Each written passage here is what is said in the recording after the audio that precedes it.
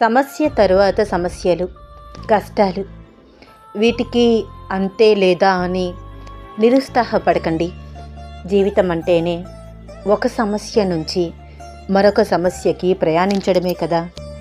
కష్ట సుఖాలు, ఒడిదుడుకులు జీవితంలో ఉండడం చాలా సహజం.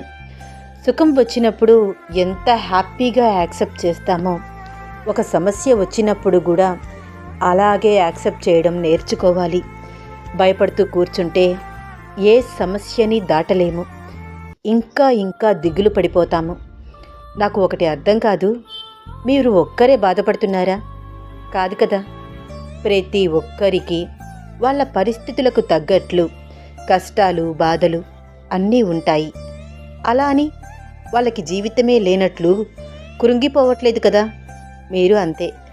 సమస్యకి భయపడకండి. అప్పుడే కదా పరిష్కారం గురించి ఆలోచిస్తారు. వచ్చిన సమస్యని తట్టుకుని నిలబడగలిగే ఆత్మస్థైర్యాన్ని సంపాదించుకుంటారు. అసలు సమస్యలే రాకపోతే లైఫ్ లెసన్స్ నేర్చుకోవడమే మానేస్తారు. మంచి చెడుల విచక్షణా జ్ఞానం తెలియదు.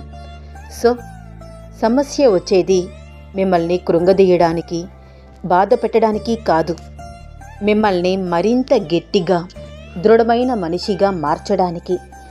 లైఫ్ మీకు చూపిస్తున్న కఠినమైన దారి అది. భయపడకుండా ముందుకు ప్రయాణించండి.